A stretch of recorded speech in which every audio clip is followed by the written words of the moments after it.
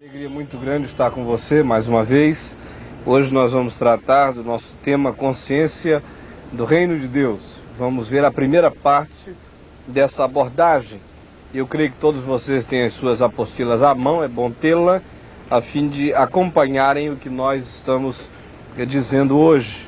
A nossa reflexão tem a ver com alguns elementos que julgamos serem práticos e que vão ser introduzidos propriamente na segunda parte dessa aula sobre a consciência do Reino de Deus, sobre como sermos instrumentos e agentes práticos do Reino de Deus hoje. No entanto, nesta primeira aula sobre a consciência do Reino de Deus, vocês vão ter que ter um pouquinho de paciência, a fim de lidarmos com alguns assuntos mais conceituais, um tanto teóricos, não tão práticos do ponto de vista de alguns, mas que precisam ser ouvidos e captados com a devida atenção, a fim de que eles sejam necessariamente internalizados e tornem-se úteis na nossa visão, na nossa interpretação, na nossa percepção das coisas e da história. Eu costumo dizer que poucas coisas são mais práticas do que aquelas que dizem respeito aos conceitos. Quando a gente tem bons conceitos sobre a vida, então tem-se a chance de desenvolver alguns elementos práticos. Mas quem só tem aspectos práticos e não sabe por que faz certas coisas, corre o risco de fazer tolice. Então, por isso, a conceituação é muito importante. Eu quero convidar você a prestar muita atenção na nossa aula de hoje. Meu querido irmão, minha querida irmã, o reino de Deus é a caminhada da história caída do homem na direção da totalidade da redenção de Deus para o universo. Por isso, todos nós que somos povo de Deus, estamos convocados a nos tornarmos instrumentos do reino de Deus na transformação da nossa realidade histórica. O que eu estou dizendo é que de um lado a história é a história dos seres caídos, mas de um outro lado Deus se introduziu nesta história colocando um dado novo, chamado reino de Deus. E é em função desse dado novo que Deus colocou na história e que nos atingiu, que nos transformou, é que nós somos hoje desafiados a sermos agentes dessa transformação ampla de Deus na história. Apesar da história ser assim como é, tão caída, tão esfacelada, tão dolorida, sermos esses agentes é uma decisão que nós temos que tomar, ou temos que tomar a decisão de não sermos esses agentes. Mas eu quero lembrar você que não tomar uma decisão já implica em tomar uma. Se você cruzar os braços, você está trabalhando contra o reino de Deus, porque Jesus disse que aquele que não é a favor dele é contra. Quem com ele não está juntando, está espalhando. Por isso, cruzar os braços significa lutar contra o reino de Deus. Daí o meu desafio a você, ser no sentido de que você se engaje de maneira apaixonada, de maneira entusiasmada e comprometida nesse projeto, nessa tarefa do reino de Deus na história. Então fica aqui, de início, o meu desafio a você. Isso porque eu tenho convicção do que pode acontecer quando um ser humano diz sim a Deus e diz sim ao reino de Deus. Alguém já disse que o mundo ainda está por ver o que Deus pode fazer com um ser humano totalmente colocado nas suas mãos. E nesse sentido, eu sou assim conduzido a refletir sobre essa potencialidade enorme do que Deus pode fazer com um ser humano, seja ele quem for, a partir do que ele fez com aqueles primeiros discípulos, com aqueles primeiros apóstolos lá na Galileia. Ora, gente, o que Deus fez foi ridículo. Ele não estava começando um projeto do reino de Deus em Roma, aonde qualquer empresa que estudasse marketing diria que deveria ser de Roma, que qualquer coisa para atingir o mundo devesse ser lançada. Mas Deus faz algo que é um contrassenso. Ele elege pescadores e gente simples que morava ali em volta do lago de Genezaré, na Galileia, gente que até então tivera como horizontes apenas o lago, com 22 quilômetros de comprimento e 12 de largura.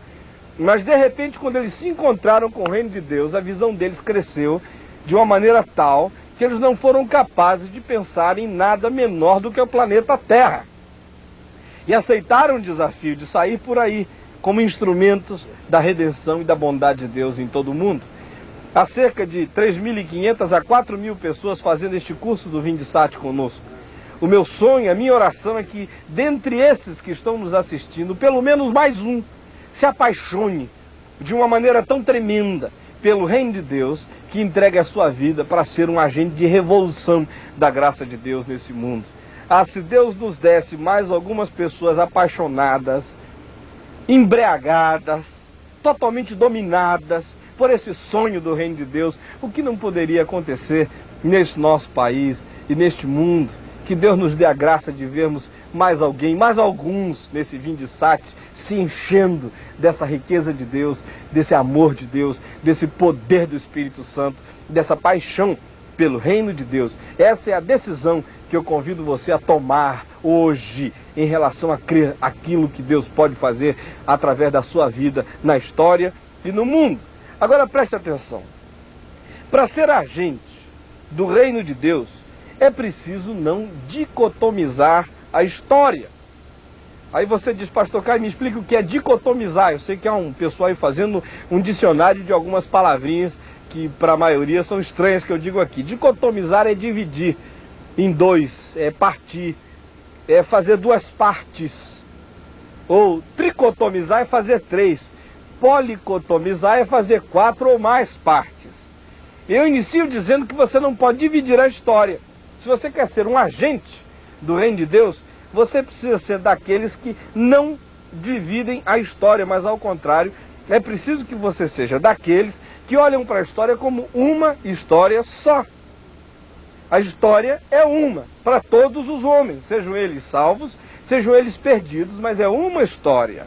Algumas pessoas pretendem viver e agir como se houvesse duas histórias. A história profana do mundo e a história santa da salvação. Então essas pessoas dizem que só se importam com a história santa, com a história da igreja, e não se importam com a história ampla da civilização humana, da vida humana. Quero dizer duas coisas. A primeira é que a história da igreja não é a história mais santa que eu conheço. A história da igreja tem coisas santíssimas, mas tem coisas malucas e profanas e macabras, quando a gente a lê com detalhes. Então essa é uma ilusão. Em segundo lugar, eu quero dizer que não há essas duas histórias do ponto de vista de Deus, há uma história só, porque muito daquilo que acontecia na história ampla do mundo tinha as suas implicações na história da igreja, e muito daquilo que aconteceu na história da igreja tinha as suas repercussões na história ampla do mundo. Então, se você quer ser um agente de Deus na história, tire da cabeça essa ideia de que você só tem que se importar com as coisas da igreja e com as coisas da história da igreja. Se você quer ser um agente de Deus, você tem que pensar no mundo, tem que pensar no planeta, tem que pensar no país, tem que pensar no estado, tem que pensar na cidade, tem que pensar na sociedade como um todo.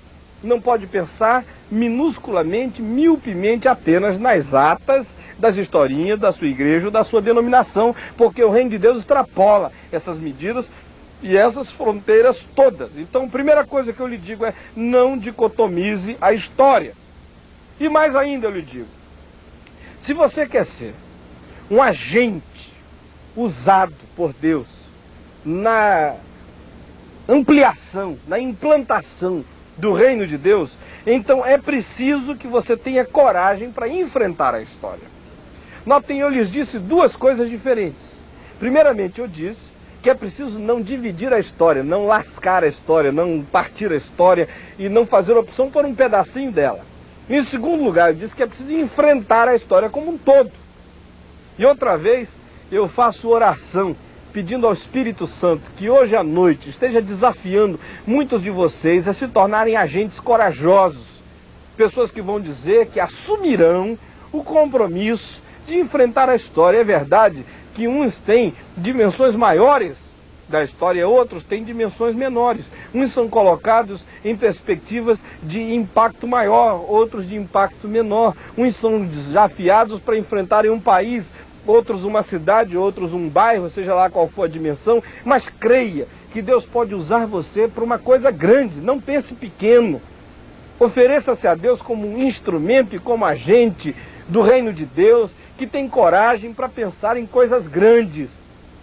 Hoje eu estava lendo com meu filho mais velho o livro Fernão Capelo Gaivota, e aonde se diz lá uma frase muito conhecida, eu já tinha lido e ouvido tantas outras vezes, aonde se afirma que são as gaivotas que voam mais alto, aquelas que conseguem ver mais longe.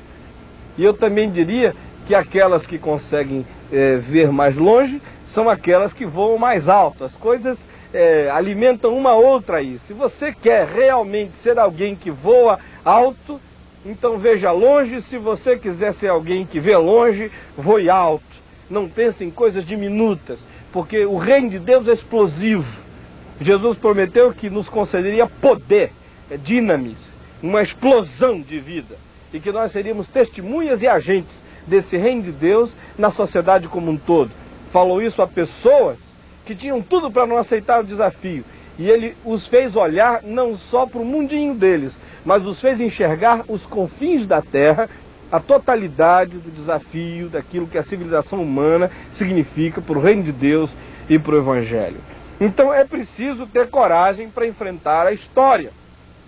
Agora, meu irmão, minha irmã, preste atenção no seguinte: se nós resolvemos enfrentar a história, então há uma luta para ser lutada, e há um sonho para ser sonhado, que é o sonho de transformar a nossa realidade circundante, o sonho de transformar o meu pequeno mundo ou o meu mundo maior, conforme o que Deus me permitir enfrentar e enxergar como sendo um apelo e um desafio da vontade dele para a minha vida.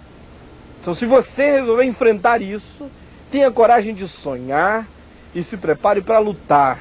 E a luta tem que ter um objetivo, é de algum modo ajudar a transformar a nossa realidade circundante. E você tem uma realidade que o circunda, sobre a qual Deus o responsabiliza. Realidade sobre a qual Deus colocou você. Realidade acerca da qual um dia Deus vai cobrar alguma coisa de você. Agora preste também atenção.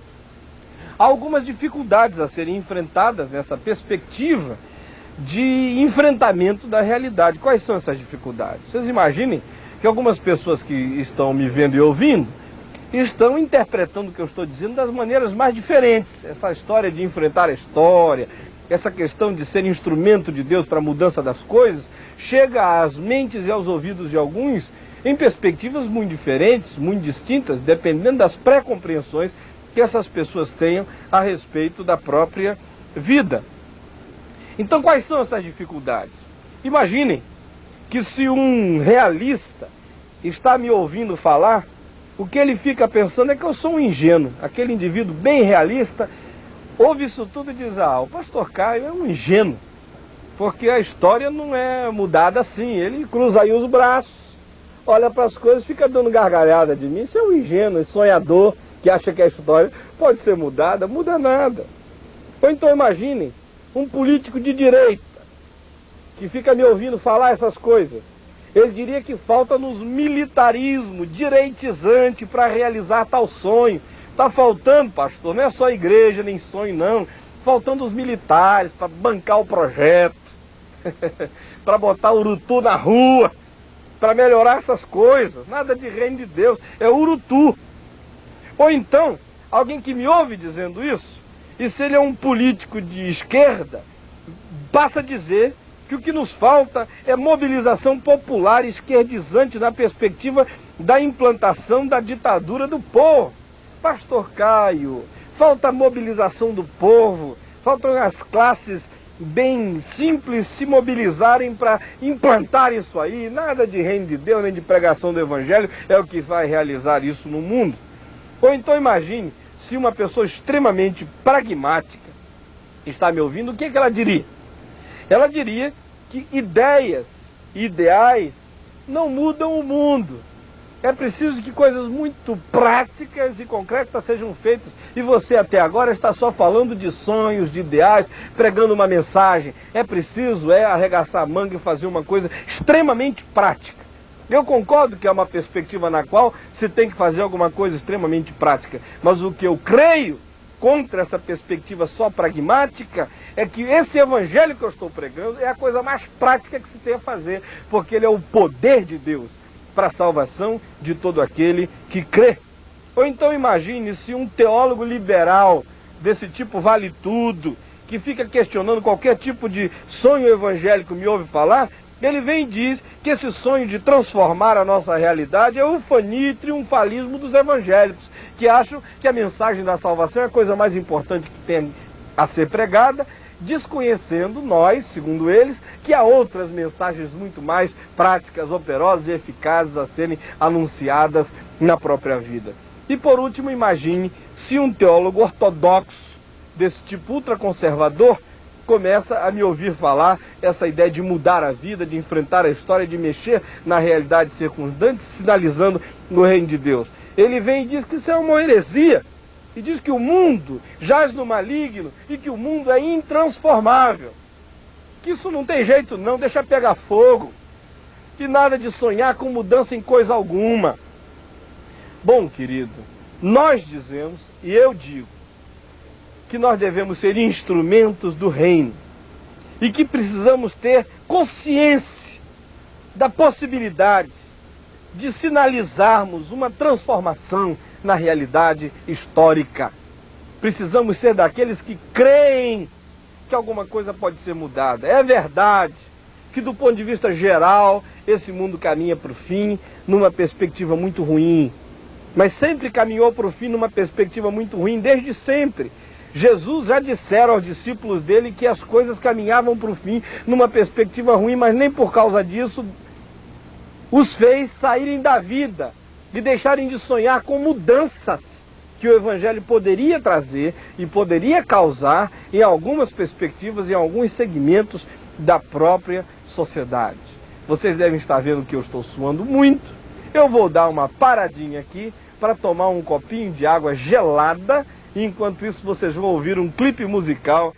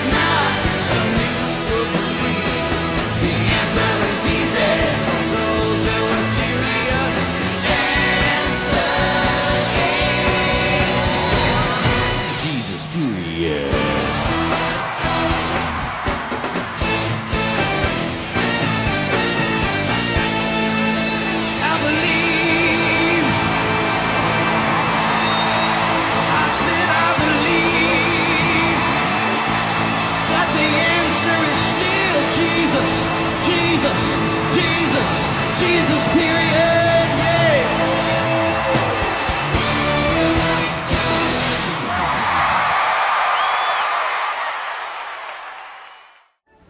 Bom, gente, dando continuidade ao nosso estudo, eu quero dizer o seguinte, que para nós enfrentarmos a história como agentes efetivos e eficazes do reino de Deus, nós precisamos discernir três conceitos básicos. Três conceitos básicos. Hoje nós vamos ter tempo apenas para ver dois desses conceitos e na aula seguinte vamos ver o terceiro. O primeiro desses conceitos básicos que pode nos habilitar para enfrentarmos a história como agentes efetivos, eficazes do reino de Deus é o conceito de dialética. O que significa isso?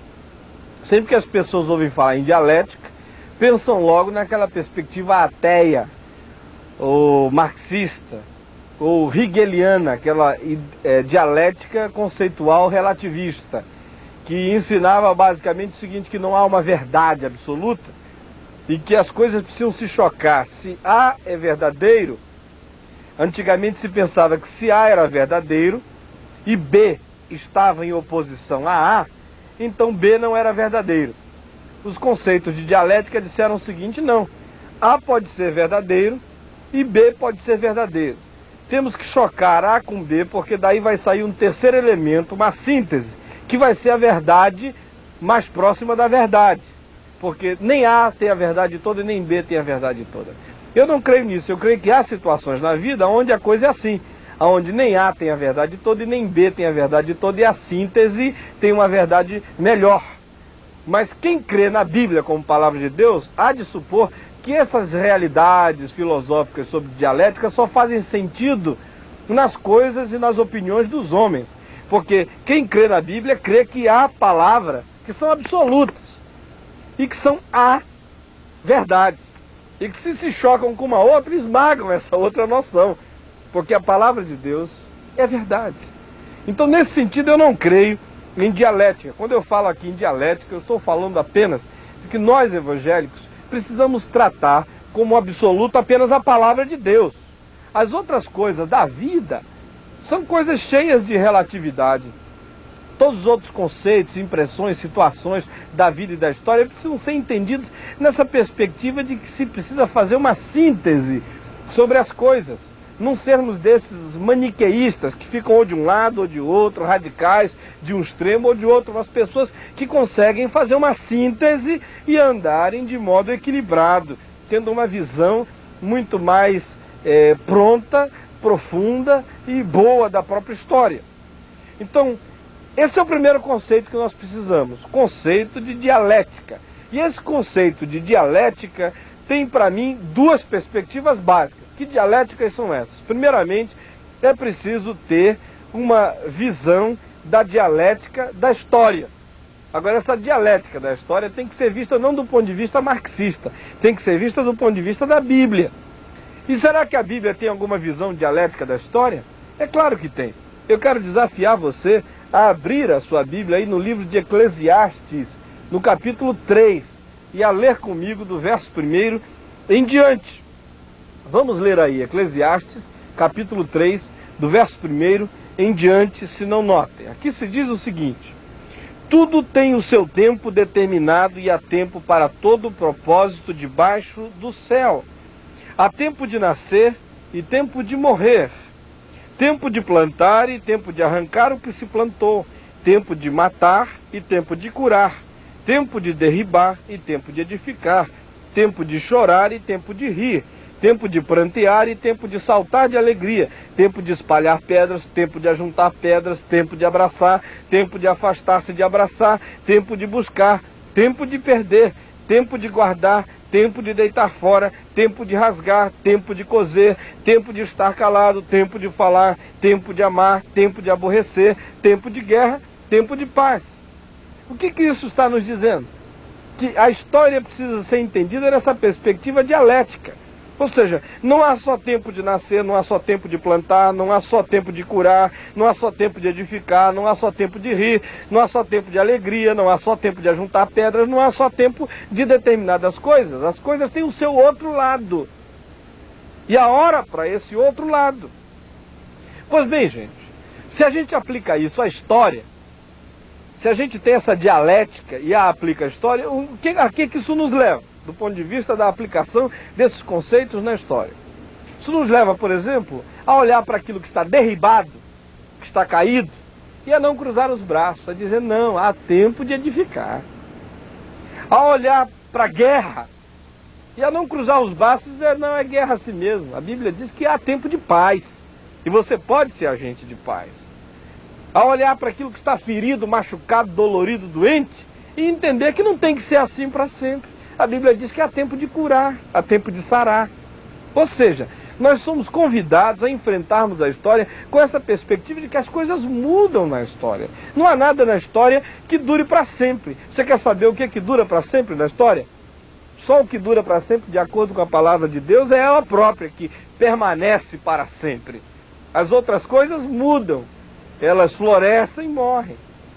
Então, se eu e você tivermos essa consciência dialética, nós vamos nos preparar para enfrentar a história, para enfrentar a vida, sabendo que não há nada que esteja aí para ficar aí como está. As coisas estão aí para serem transformadas, para serem alteradas, para receberem um enfrentamento positivo. Que coisa linda é o que nos diz a palavra de Deus. Em segundo lugar, nós somos convidados a termos uma visão dialética da própria Bíblia. Se não notem, não se trata de relativização dos conceitos da Bíblia, mas se trata de admitir que a Bíblia nos apresenta uma certa tensão entre o que é e o que deve ser. Deixa eu repetir. A Bíblia nos apresenta uma certa tensão entre o que é e o que deve ser. Ela nos fala dessas duas coisas. Há ocasiões em que ela chega e nos fala de coisas que são. E outras ocasiões ela vem e nos fala que essas coisas que são, não são para serem assim para sempre. Elas são assim, mas não deveriam ser assim. Elas deveriam ser de um outro modo. Portanto, quando a Bíblia vem e diz que alguma coisa é assim, ela está sendo realista com o que existe, mas não está sendo conformista com o que existe. Não está nos mandando cruzar os braços e dizer, deixa ser, let it be, deixa estar, ou seja lá como for. Nos convida a irmos juntos transformar as coisas, a enfrentar as coisas, a não acharmos que o que é. Porque frequentemente ela fala do que é com realismo, mas aponta na direção daquilo que deveria ser, de modo extremamente esperançoso. Eu quero dar 3 exemplos deste fato e peço que você acompanhe esses exemplos comigo. O primeiro desses exemplos é tido e notado na perspectiva da evangelização. Se não, veja, abra sua Bíblia aí em Mateus, no capítulo 7, versos 13 e 14, que nos dizem que a porta da vida, a porta da história, a porta da salvação é uma porta muito estreita. E são poucos os que acertam com ela. São poucos aqueles que recebem esse faro espiritual de onde ela está. São poucos os que a discernem. É assim. Na maioria das vezes é assim. Na maioria das gerações é assim. Na maioria das fases da história é assim. Mas não é assim que tem que ser. Porque se de um lado, Mateus 7, 13 e 14 nos dizem isso, de um outro lado, 1 de Timóteo, capítulo 2, versículo 4, nos diz uma outra coisa. Nos diz que a vontade de Deus é que ninguém se perca, mas que todos cheguem ao pleno conhecimento da salvação. Notaram como há uma dialética aí entre o que é e o que deve ser? O que é?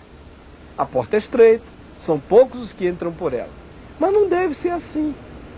É necessário que muitos entrem por ela. O desejo de Deus é que todos cheguem ao pleno conhecimento da verdade.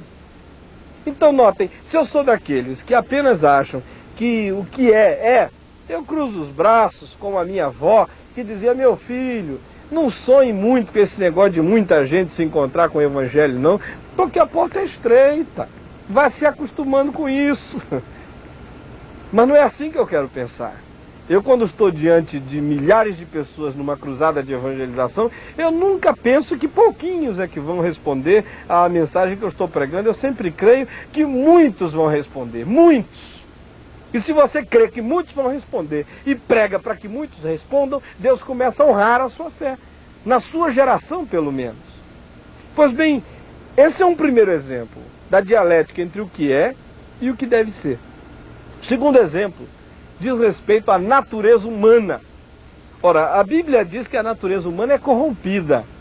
Quem já leu a carta de Paulo aos Romanos chega a essa conclusão, especialmente nos 3 primeiros capítulos, onde se fala que realmente, do ponto de vista de uma antropologia espiritual, o ser humano tem que ser descrito como sendo uma pessoa destroçada, corrompida, cujo interior é como uma sepultura, cujos pés só andam para derramar sangue, cuja mente só pensa na maldade, cujas ações são tão ambíguas e frequentemente tendenciosas na perspectiva da realização da violência, enfim, uma série de outras coisas que a Bíblia diz com certeza. Mas se de um lado a palavra de Deus nos diz que a natureza humana é assim, de um outro lado, a palavra de Deus também nos recomenda lidarmos com os seres humanos como se a natureza humana não fosse tão assim. Porque me recomenda a tratar as pessoas com carinho, porque me recomenda a não viver esperando que cada pessoa que se aproxima de mim venha me trair, porque me recomenda a ser alguém capaz de estender sentimentos generosos para com os outros, porque pressupõe que os outros também são capazes de responder a esses sentimentos, porque pressupõe uma série de outras coisas boas também no relacionamento humano. Até os pais que são maus de Jesus sabem dar boas dádivas aos seus filhos. E aí é um choque entre o que é e o que deveria ser, ou seja, os pais são maus, mas eles sabem dar boas dádivas aos seus filhos. O que deve ser é que cada vez mais eles aprendam a ser generosos. Um último exemplo dessa questão entre o que é e o que deveria ser é a questão social. Vejam aí, em Mateus, no capítulo 24, o que a Bíblia diz. O que a Bíblia diz em Mateus 24 é cruento. Naquele sermão escatológico de Jesus, ele nos afirma que não devemos esperar grandes maravilhas daqui para o final de todas as coisas, que o que vem é guerra, são rumores de guerras, revoluções, guerrilhas, tremores de terra, epidemias, fomes setorizadas, problemas econômicos, perplexidades mundiais, uma série de situações conflituosas. Isso é o que é.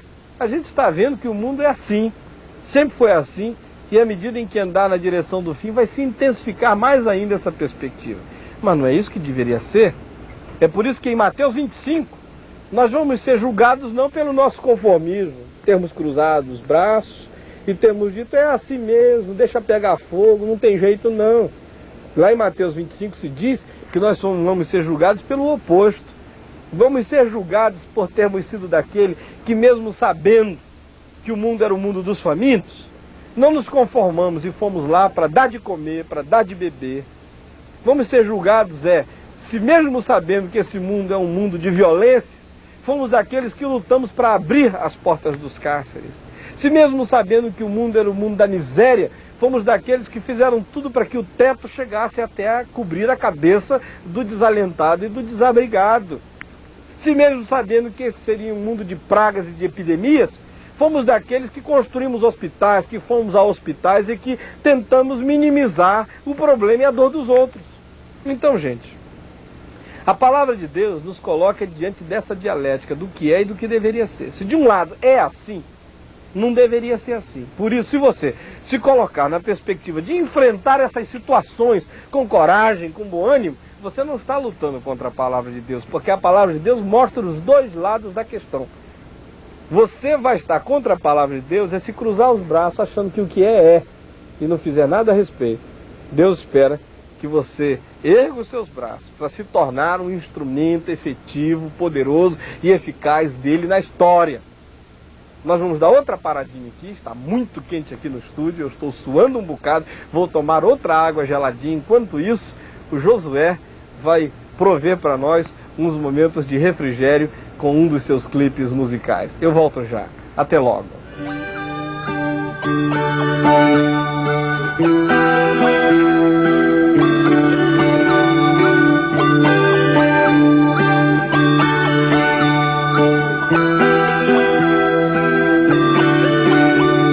Eu quero uma música simples, bem fácil de se cantar, que nestes momentos de crise me ajude a rememorar que em tempos piores que este, meu Deus, tu livraste o teu povo, e em dias de angústias e medo tem sido Deus maravilhoso.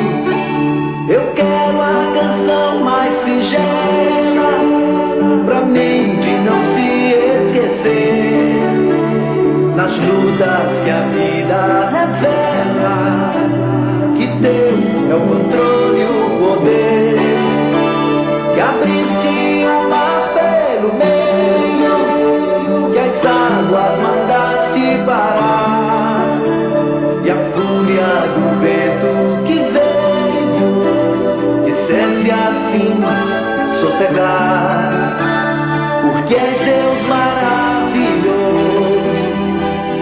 Deus que os conselhos nos dás, eterno Deus forte e formoso, príncipe, princípio da paz.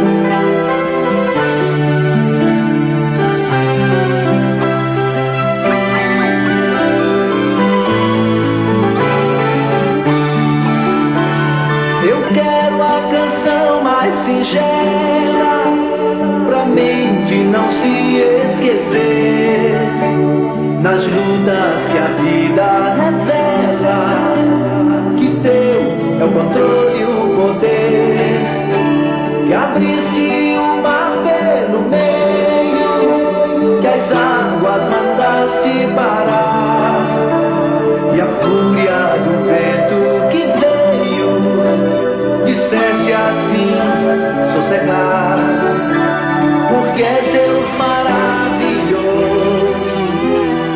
Deus que os conselhos nos dás, eterno Deus forte e formoso, princípio da paz.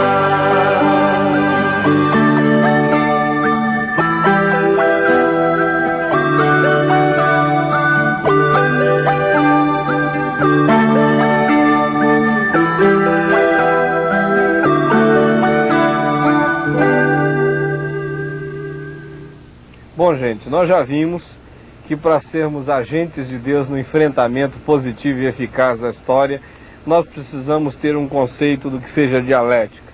Dialética da história, que nos mostra que há tempo para tudo, que o que está derrubado pode ser construído, o que está ferido pode ser curado, o que está morto pode ser revivido. E também precisamos de dialética da Bíblia, para fazermos distinção entre o que é e o que deveria ser. Essa é a primeira noção, esse é o primeiro conceito do que seja dialética, do ponto de vista cristão. O segundo conceito que nós precisamos ter é um conceito do que é a história.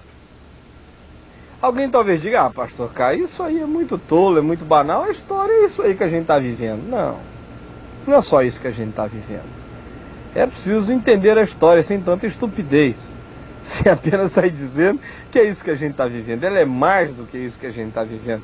Ela tem em si uma conspiração, ela tem em si alguns elementos muito estranhos e profundos que precisam ser discernidos por nós, a fim de que nós a tratemos não como uma coisa que está aí acontecendo, e a gente vai vendo acontecer e só isso. Não. É preciso enfrentar essa história com discernimento do que ela significa e do que ela é. Então vejam, a história, como já dissemos aqui em outras ocasiões, é o cenário das contradições e das ambiguidades. História é essa que, em razão da queda do homem, tem vocação para queimar-se como madeira no fogo, mas que deve ser transformada, na medida do possível, numa espécie de flauta que toca a canção da vida para o louvor de Deus. Como um todo, essa história humana está destinada, de acordo com Pedro, para fogo, para juízo. Mas há segmentos dessa história que podem ser transformados num acontecimento para a glória de Deus. E eu e você somos convocados a sermos agentes dessa transformação que sinaliza, que aponta e que fala para o resto dos homens que há um Deus capaz de fazer o bem na história humana, e que nós sofremos tanto assim é porque estamos alienados dele, é porque não nos voltamos para ele, de modo que sempre que Deus faz alguma coisa muito bonita na história, essa ação de Deus é um testemunho contra a rebelião dos homens que continuam a viver de maneira indiferente, de maneira alienada àquilo que Deus a favor deles poderia realizar.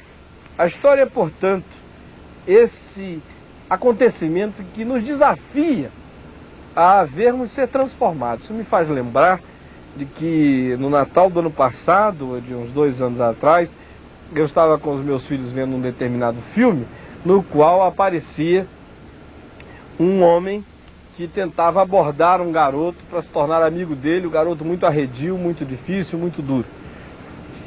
E esse homem descobriu que o garoto gostava de flauta, gostava de tocar, mas esse menino fizeram opção por uma vida completamente destituída de significado, de produtividade e de utilidade. Era um indivíduo sem rumo, sem ideal, sem futuro.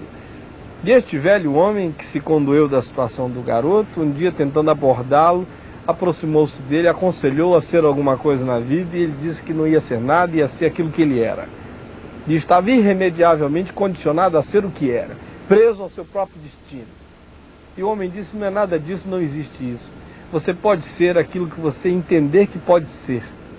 E o homem começou a tentar mostrar para o rapaz que as coisas tinham tudo para ser daquele jeito, mas o rapaz negava-se a aceitar. Até que aquele homem, apanhando um pedaço de madeira, voltou-se para aquele rapaz e disse, o que é isso? E o homem disse, isso aí é a perna de uma cadeira. E o homem disse, não. E o garoto disse, é sim, eu conheço pernas de cadeira. E o homem disse, não é. E o rapaz disse, eu conheço, o senhor está teimando comigo? E o homem disse, eu sou um marceneiro, eu estou dizendo a você que não é perna de cadeira. E o garoto insistia que era. Bom, enquanto eles estavam nessa polêmica, o homem pegou o seu canivete e foi trabalhando a perna daquela madeira, até que horas depois a perna da madeira se convertera numa flauta. E ele ofereceu ao garoto, dizendo, ela só é perna de madeira para quem não tem imaginação, para fazê-la outra coisa. Você também só será essa coisa ruim se não tiver imaginação para transformar-se naquilo que você poderia ser.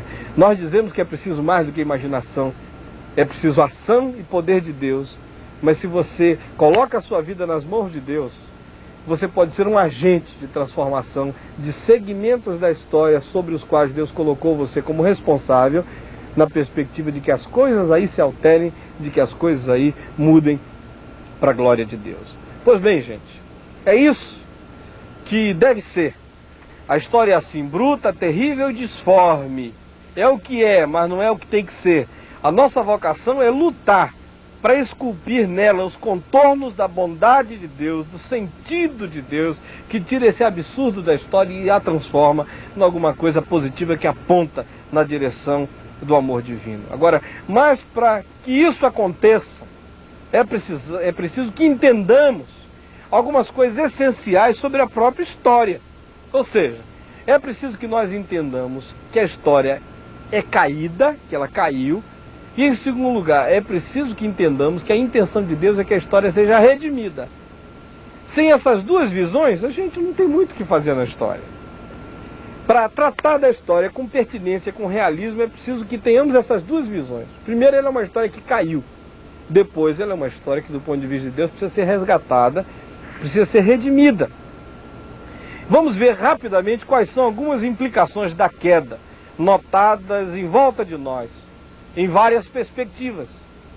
Abra a sua Bíblia aí no livro de Gênesis, no capítulo 3, para que você tenha percepção do que nós vamos dizer. O primeiro sinal da queda, de acordo com o livro de Gênesis, foi a da morte física, o sinal da queda física, quando se fala que o ser humano morrendo morreria. Não é? Tu és pó, voltarás ao pó. Isso tem a ver não só com a morte, tem a ver com as doenças que atingem, que debilitam o corpo humano, que fazem as pessoas ficarem condicionadas a situações de enfermidade. A queda atingiu essa dimensão do físico. Em segundo lugar, a queda atingiu a dimensão moral, porque lá em Gênesis 3, depois da queda, o ser humano aparece com vergonha de Deus, se separa de Deus, tem vergonha de Deus, surge algo entre ele e Deus. Isso que surge entre ele e Deus não surge apenas entre ele e Deus, mas surge também entre ele e o próximo. É por isso que o homem passou a ser perigoso para o próprio homem, porque há uma separação entre homem e homem, que faz com que uns sejam opressores, outros sejam oprimidos, os poderosos esmaguem os fracos. Há essa separação que não apenas ficou entre o homem e Deus, mas ficou entre o homem e o homem. Outra dimensão da queda é a dimensão psicológica.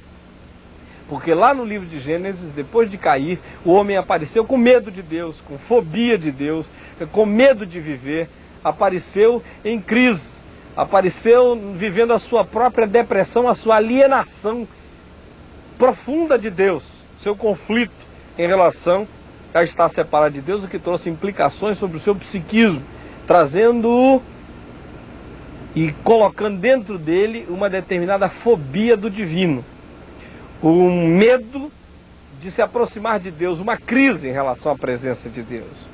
E mais ainda, surgiu a queda espiritual. O livro de Gênesis diz que quando o homem morresse, morreria, ou seja, uma morte dupla.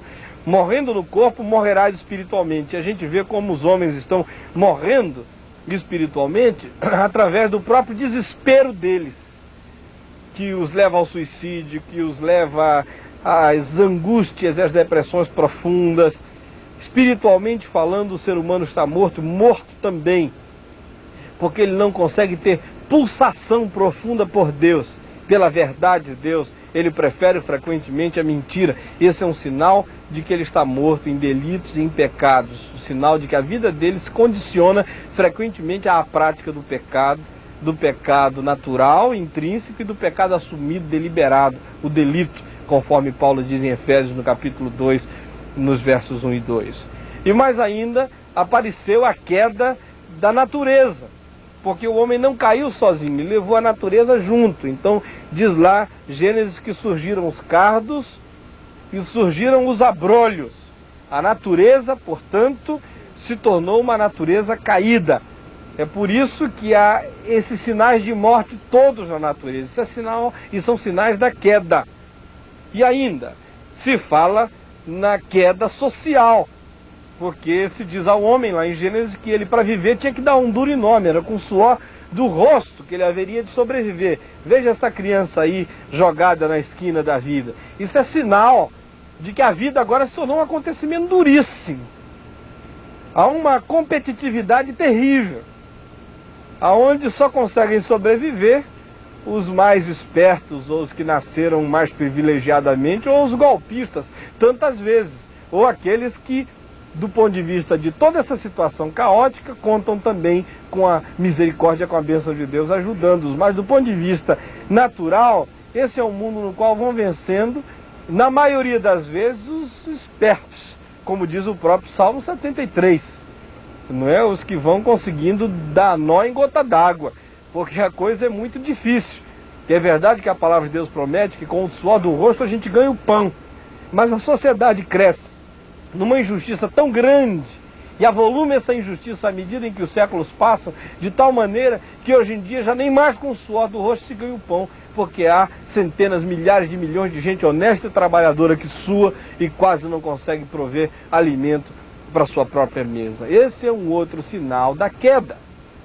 Mas como eu lhes disse, é preciso que se tenha mais do que visão da queda para entender a história. É preciso que se tenha visão da redenção. Porque, olhem, queridos, não pode haver redenção que seja menor do que a queda, senão não é redenção. Se a queda atingiu a dimensão física, moral, psicológica, espiritual, a natureza e a sociedade, a redenção não pode ser menor. Se queremos ser instrumentos de Deus, temos que fazer com que a nossa mensagem de salvação e de redenção e a nossa prática, a nossa praxis de redenção atinja essas dimensões todas que foram tocadas, que foram tangidas também pela queda. Então vejam, abram a Bíblia aí em Romanos, no capítulo 8, onde se tem aí essa gênesis da redenção.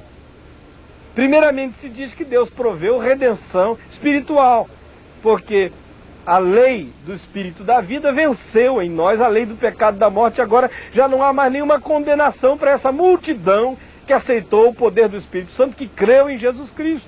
A culpa foi tirada. Há uma redenção espiritual. E se você creu em Jesus Cristo, no que Ele fez na cruz do Calvário, essa redenção já atingiu você. Em segundo lugar, Romanos diz que houve uma redenção psicológica. Vejam aí os versos 3 e 4 de Romanos, no capítulo 8, onde se diz que a lei, com a sua força esmagadora de culpa e de condenação, foi suprimida. E a consciência pode respirar aliviada, com essa dimensão de paz que Jesus Cristo trouxe para todos aqueles que creem que não vão ser mais julgados pela lei, mas agora estão vivendo debaixo da graça de Deus. E essa visão, essa noção, essa percepção, essa verdade, ajuda a redimir o nosso próprio estado psicológico, tão esmagado pelas culpas e por todas as opressões decorrentes da culpa. Em terceiro lugar, se fala da redenção moral. Vejam aí Romanos 8, versos 5, 6 e 10. Como nos falam que agora Deus introduziu na natureza humana daqueles que creem em Jesus uma nova tendência, uma nova inclinação, um novo pendor, que já não é mais aquele pendor inexorável na direção de pecar, mas é um outro pendor, porque Ele colocou o Espírito Santo em nós, que nos pende agora para a santidade, para a verdade, para a justiça. Se você foi batizado no Espírito Santo, selado com o Espírito Santo da promessa, regenerado pela graça de Deus, então surge dentro de você um novo pendor que dá para a vida e dá para a paz. e dá para a eternidade, dá para o que é bom e dá para aquilo que é justo. E mais ainda, se fala na redenção da natureza. Vejam aí no capítulo 8, versos 20 e 21, como se fala que hoje a natureza está gemendo, à espera da redenção, junto com os outros filhos de Deus. Está em agonia.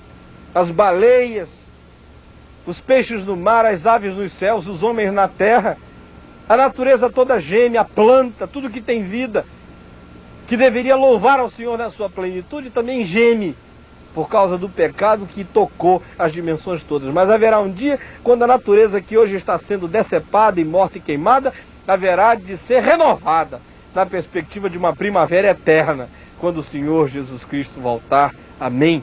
E mais ainda, se fala na redenção do corpo, aí no verso 23 de Romanos, que tem a ver com a ressurreição, quando Cristo vai nos redimir, nos ressuscitando no corpo, como Ele mesmo ressuscitou. Hoje, essa perspectiva da redenção do corpo tem uma dimensão relativa entre nós. Sempre que a medicina desenvolve alguma coisa que debela algum tipo de enfermidade, é um sinal da redenção do corpo. Sempre que uma deficiência física é superada por algum outro instrumento, isso é sinal da redenção do corpo. Sempre que a harmonia do corpo supera a deformidade do corpo, é um sinal da redenção do corpo.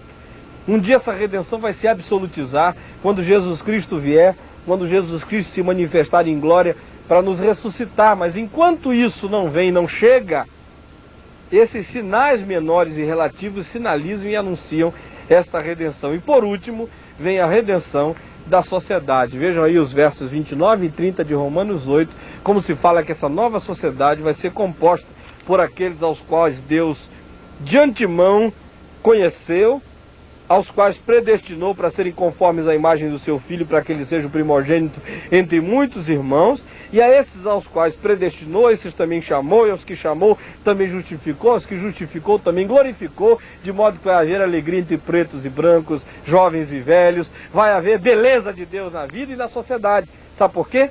Porque esse povo todo chamado por Deus, que hoje está misturado nessa sociedade ambígua e cinzenta, um dia vai viver numa sociedade sem segregações, sem separações, sem abismos, sem atos, sem vácuos humanos, porque Cristo Senhor vai ser o irmão mais velho, a imagem de todos nós, daqueles que cremos no seu nome. Essa é a história com a qual sonhamos. Enquanto ela não vem em plenitude, nós somos desafiados a realizá-la parcialmente no âmbito das nossas possibilidades vividas no poder do Espírito Santo. Na próxima aula eu vou falar sobre o último conceito necessário ao enfrentamento da história, que é o conceito de transformação.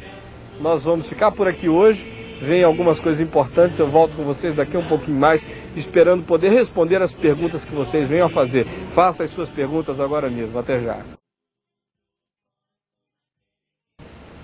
Bom, pastor Caio, vamos às nossas perguntas de hoje.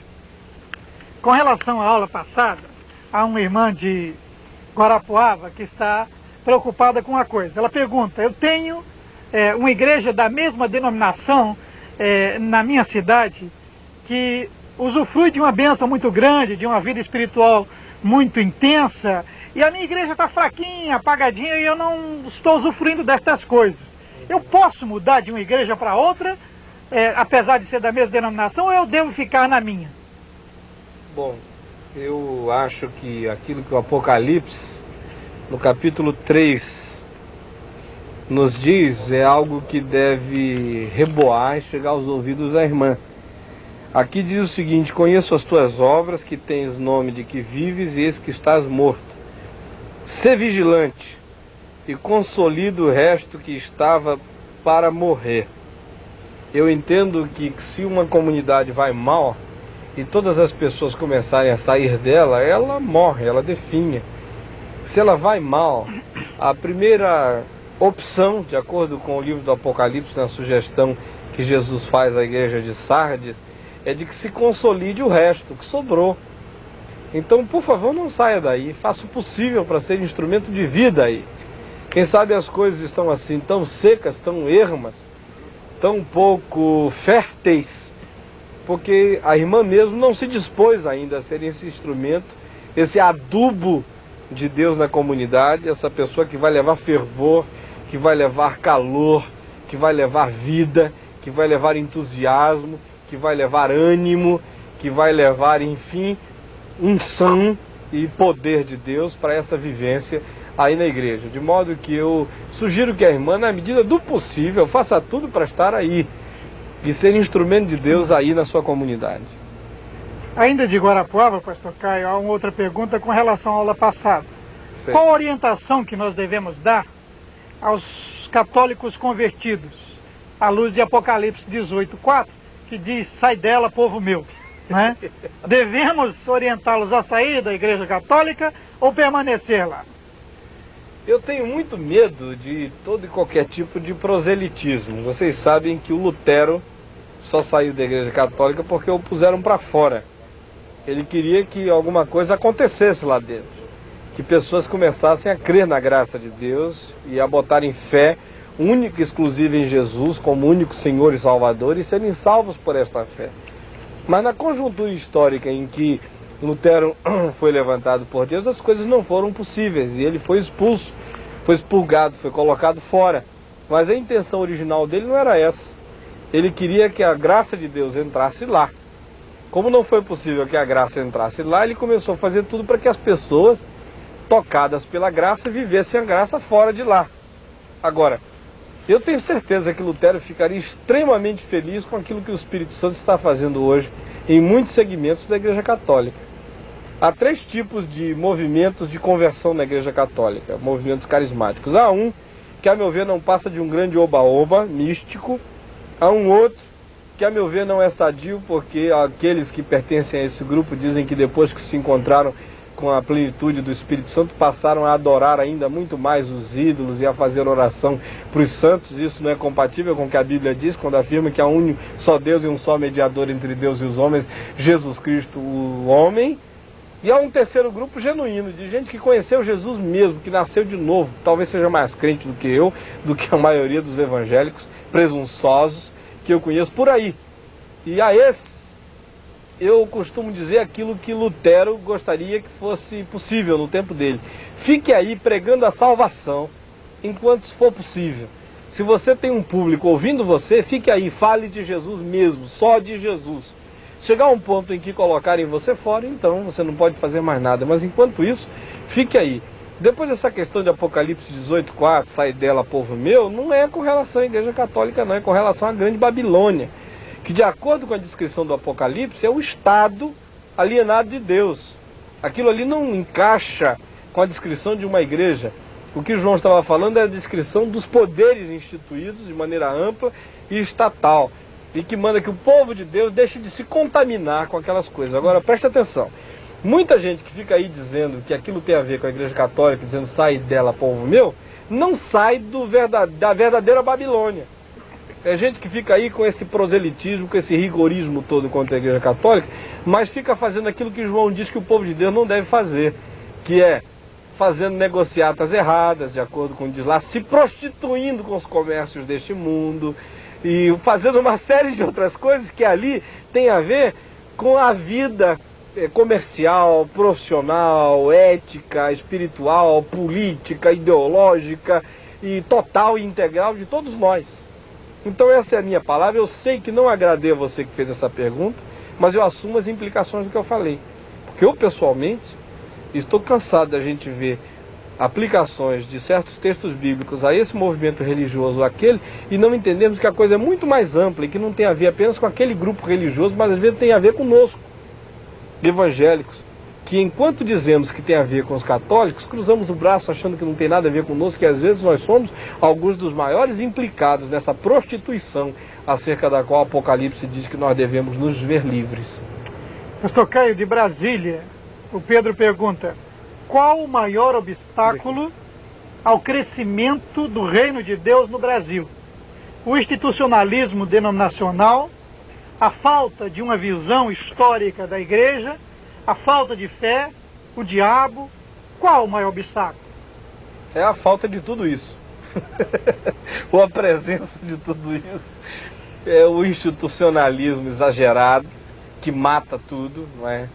A gente vem falando isso há alguns anos, como os processos de institucionalização trabalham contra a espontaneidade, contra a vida, contra o poder do Espírito Santo. A gente nota que mesmo algumas igrejas que se separaram de outras denominações extremamente formais e institucionais por causa desse formalismo, desse institucionalismo que àquela altura as oprimia e abafava a obra do Espírito Santo dentro e das vidas dessas pessoas que tinham descoberto essa maravilha, saíram e formaram outras igrejas para dar invasão ao Espírito Santo e 15, 20, 30 anos depois se tornaram igrejas tão ou mais formais e institucionais do que aquelas das quais saíram. E hoje essas novas igrejas não tem nada contra o Espírito Santo, dizem que dão liberdade, mas na prática o Espírito tem muita chance, muito pouca chance de agir ali, tamanho o legalismo, o formalismo, a petrificação na qual caíram. Então o institucionalismo é letal para qualquer obra, para a introdução do novo de Deus na vida. Essas questiúnculas denominacionais, essa falta de fé, essa falta de ênfase no poder do Espírito Santo, tudo isso é terrível. Agora, dizer qual delas é a pior, eu diria que o ruim é esse conjunto. E uma coisa tem muito a ver com a outra, porque aonde genuinamente está o Espírito, não há formalismo nem há lugar para muito institucionalismo. Aonde genuinamente está o Espírito, não há lugar para esse denominacionalismo sectário. Aonde genuinamente está o Espírito, não há esses divisionismos todos. Aonde genuinamente está o Espírito, não há esses escândalos que hoje apavoram a comunidade maior, a sociedade maior, quando contempla esse mau exemplo que alguns religiosos dão. Então eu diria que o que falta genuinamente é uma obra profunda do Espírito Santo em nós. Agora essa obra é lúcida, não é apenas aquela que nos faz chorar dentro de templos. Eu acho que é bom nos fazer chorar, nos quebrantar. Agora esse quebrantamento é mais do que dizer: ó Deus, eu era antes um religioso tradicional e agora, graças a Deus, tu me abriste os olhos para saber que os dons do Espírito Santo existem. Isso aí é um item desse arrependimento, dessa percepção. Há muito mais coisa a ser aprendida, a ser captada com lucidez, para que se ganhe realmente uma mente espiritual, densa de compreensão divina, bíblica, arrojada e piedosa. Eu acho que falta também entre nós uma lucidez piedosa. Muita gente que agora está ganhando lucidez está perdendo a piedade, está deixando de orar, está deixando de orar com os enfermos, está deixando de pregar, está deixando de se apaixonar, está deixando de fazer uma série de outras coisas que são insubstituíveis. Nós queremos é que haja uma piedade lúcida, amém, esperta, autocrítica, mas cheia de amor e que não seja de um criticismo destrutivo. De Rio Verde, pastor Caio, o Jonatas nos pergunta: no conceito de história, Deus apenas intervém ou ele faz toda a história? Se ele faz toda a história, como entendê-la sem dicotomizá-la? Bom, há duas perspectivas nas quais Deus está participando da história. A primeira é naquela perspectiva da sua permissão, ou seja, ele é soberano. Mas ele é um soberano que não manipula, que não marioneta os seres humanos. Então, nesse sentido, os homens têm liberdade para fazerem a própria história. E é justamente porque eles têm essa liberdade que, quando fazem a história errada, eles são culpados pelo que fazem. Porque se Deus fosse um soberano manipulador, o Hitler tinha sido apenas um indivíduo encurralado no seu próprio destino. Deus já teria masoquista e sadicamente decretado que a história ia ser daquele jeito e que o Hitler ia ser aquele instrumento da maldade, o que tornaria Deus um ser diabólico. Diabólico. Tão diabólico eu não queria nada com ele. Mas então a primeira perspectiva da soberania de Deus na história o coloca como um soberano que permite os homens serem livres, para exercerem essa liberdade que os responsabiliza pelo mau exercício dela. A segunda perspectiva é aquela na qual Deus intervém como um soberano que vai fazendo com que essa história ruim que os homens vão fazendo, estranhamente, acabe caminhando para um final bom, em função dessa intervenção de Deus. Ou seja, os homens estão construindo uma história absurda, e Deus intervém nessa história, frequentemente desabsurdificando-a. Os homens constroem uma história na perspectiva da queda. Deus se introduz nessa história, fazendo com que a morte se transforme agora em porta dimensional para uma vida superior. Deus se introduz nessa história onde a natureza está caída, fazendo com que essa queda se transforme em porta de entrada para uma redenção superior da natureza, que vai levá-la para um nível que ela não tinha originalmente, nem antes da queda no Éden. Deus, enfim, vai se introduzindo na história e na mente humana hoje esfrangalhada, dicotomizada, arruinada pelo pecado e tudo, e que conhece o mal e não consegue rejeitá-lo, conhece o bem e não consegue praticá-lo. Deus se introduz aí e traz uma consciência de bem e de mal ampla, que o Adão original antes da queda não tinha. Enfim, não estou dizendo que a queda foi boa, o que eu estou dizendo é que Deus interviu soberanamente de modo que o mal acabou se transformando em bem, porque Deus é capaz de dar esse santo jeito na história e desabsurdificá-la e levá-la na perspectiva de apontar para o amor e para a bondade de Deus no fim de tudo. Então é nessas duas perspectivas que nós precisamos enxergar a história. Deus é um soberano que dá ao homem liberdade para exercer essa liberdade, e Deus é um soberano que intervém, fazendo com que mesmo essas más escolhas dos homens acabem no fim, levando tudo do ponto de vista global para uma perspectiva onde a glória e a redenção de Deus haverão de ser exaltadas.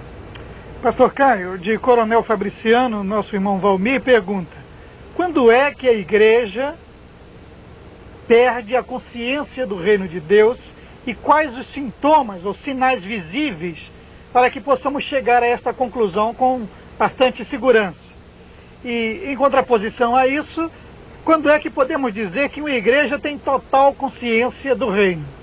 Bom, deixa eu começar pelo fim. Eu não creio que nenhuma igreja tenha total consciência do reino. Eu não tenho total consciência do reino, não conheço ninguém que tenha. Porque no dia que eu ver alguém que tem essa total compreensão do reino, essa pessoa tem uma mente do tamanho do reino. E torna essa pessoa uma espécie de realeza no reino, né? Então eu não creio que ninguém tenha essa compreensão total. Justamente porque eu sei que não tenho, frequentemente eu tenho medo de estar opinando drasticamente sobre coisas com uma certa pseudo-consciência, sobre coisas para as quais eu não esteja com a razão sobre as opiniões que esteja dando. Foi por isso que em relação à Igreja Católica há pouco, eu tive aquele cuidado todo de não sair dizendo que tem que mandar sair de lá, essa coisa toda, porque eu não creio que eu tenha consciência total do reino. E eu posso estar mandando alguém sair de um lugar onde Deus gostaria que ele estivesse. Porque Deus é um Deus estranho. Frequentemente ele bota as pessoas onde a gente nunca imaginaria que Deus colocaria alguém. Como foi o caso de Pedro na casa de Cornélio. Pedro, para ir à casa de Cornélio, teve que quebrar o maior pau com a convenção de Jerusalém, ou com o Supremo Concílio de Jerusalém, com o Presbitério de Jerusalém, seja lá qual seja o nome convencional que a gente dê para aquilo ali. Porque a igreja não entendeu o que ele foi fazer lá. Porque a igreja de Jerusalém, aquela igreja fantástica, não tinha consciência total do reino. Porque frequentemente o Espírito está agindo onde a igreja não gostaria que o Espírito Santo estivesse agindo. Por isso é preciso tomar muito cuidado. Agora, a segunda parte da sua pergunta é mais fácil de responder. Quando é que uma igreja perdeu a consciência? Primeiro, quando ela vive em função de si mesma. Quando ela vive em função de autoconservar-se, automanter-se. Quando tudo que importa é a própria vida única da igreja. Quando a igreja não enxerga o mundo em volta, nem os apelos e os desafios que estão fora dela. Quando a igreja se torna um fim em si mesma e começa a viver em círculo. Quando a igreja pensa que tudo quanto importa é ela mesma. Aí há um sinal de morte instaurado nessa igreja. Outro sinal é aquele que diz respeito à perda que a igreja tem da visão dos poderes do mundo por vir. Quando a igreja perde essa dimensão do Espírito Santo, do poder do Espírito Santo, e da invasão bendita do Espírito Santo na história, agindo com poder para realizar o irrealizável. Quando a igreja perde essa dimensão, ela passa a usar instrumentos meramente humanos que não são capazes de realizar as grandes obras e tarefas do reino de Deus na história. E por último eu diria que a igreja perde a consciência do reino de Deus quando ela perde a consciência da fraternidade histórica que deve ligar essa igreja local ao resto do corpo de Cristo. Quando a igreja perde essa visão de comunhão com os outros irmãos, ela está negando o reino de Deus, que o reino de Deus é um grande convite à cura relacional, à fraternidade, ao amor. O reino de Deus se manifesta aí também. Então eu acho que esses são alguns sinais básicos que nos ajudam a ver quando uma comunidade local ou uma denominação perderam a consciência do reino de Deus. De Maringá, o Paulo pergunta: se a medicina atual é restauradora divina da queda física, corpórea, humana, não existiria então uma contradição de seus descobridores de não reconhecerem o poder de Deus devidamente? Eu acho que não. Estranhamente falando, a medicina começou nas mãos dos sacerdotes.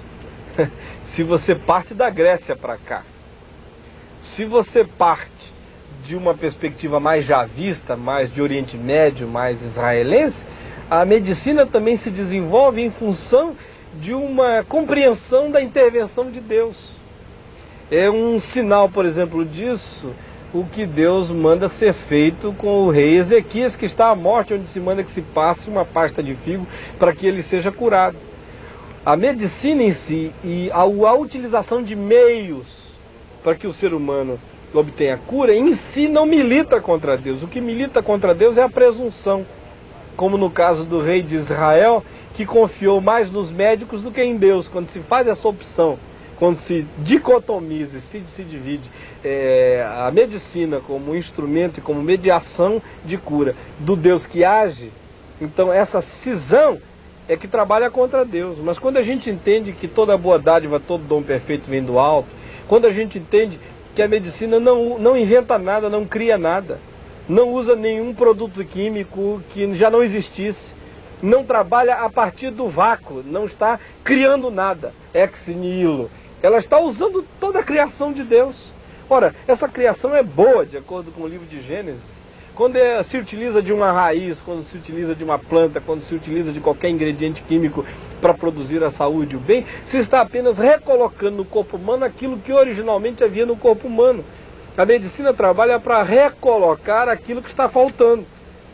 Ora, se ela trabalha para recolocar o que está faltando, ela está trabalhando na direção de criar condições originais. E essas condições originais eram boas.